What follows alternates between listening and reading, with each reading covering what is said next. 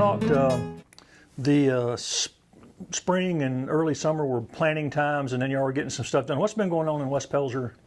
Yep, so our spring was extremely busy with the West East Vintage Market, as well as some of our local businesses expanding their offerings. So Cotton Duck has started staying open a little later, and West East Vintage Heirlooms and Antiques hosted the spring market where they had 50 vendors, antique and arts and crafts vendors.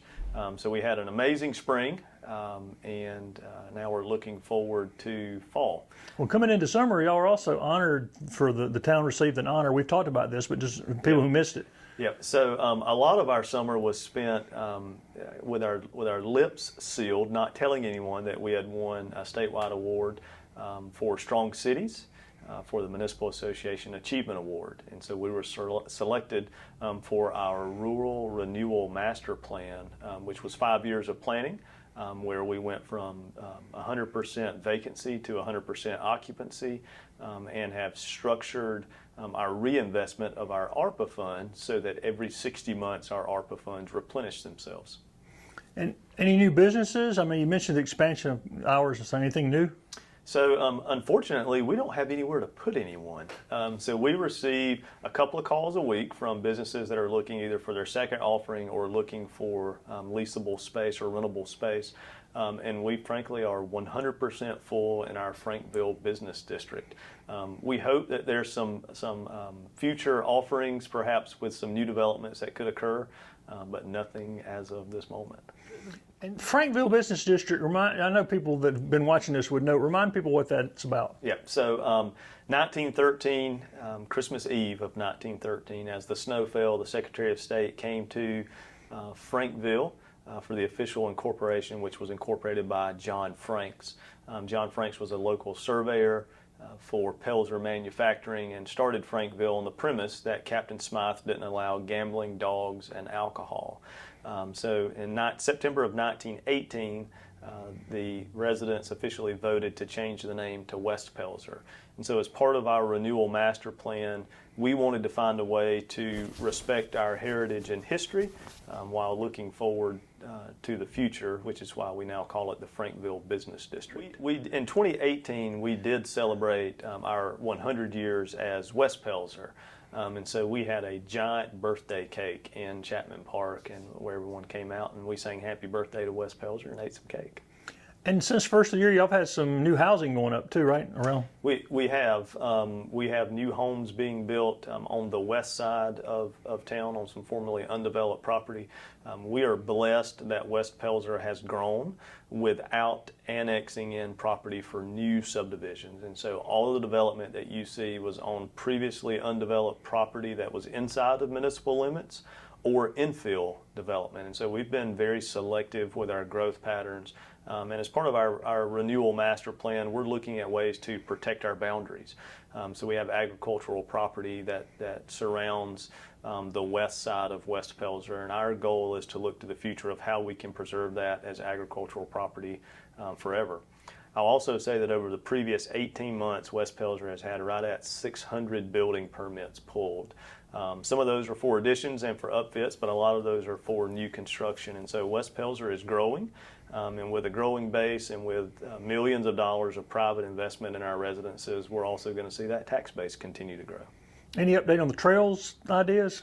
No updates on trails per se specific to projects. We are making strides as we have joined ANATs, which will now be called ACATs. And so we look forward to what they'll produce in 2024 for their long-range transportation plan, but then also updating their transportation improvement program. So that's how West Pelzer will have non-motorized projects funded through federal and state funds moving forward. And how about the property on Saluda? So we still have our property on the Saluda with a long-term lease. We still have money for Riverfront West to invest. We just haven't made that. We haven't made that plunge yet, no pun intended, into that water, as we're trying to make sure that we have a pedestrian connection to that prior. That, along with some other projects, are ones that I will be transitioning to the next mayor in 2024 to make sure that that vision continues to be implemented. And traditionally, the fall has been prime time for West Pelzer. Let's talk about what's coming up here in the fall.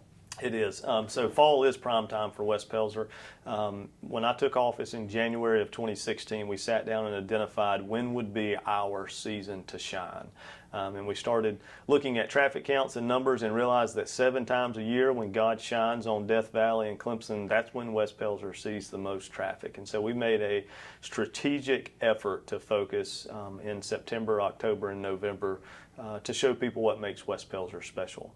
And so the first weekend in October is our mile-long yard sale. That's where there'll be between 10 and 15,000 people coming through town to visit the local yard sales. That'll be all over town, but primarily along Main Street from the fire department to Highway 20.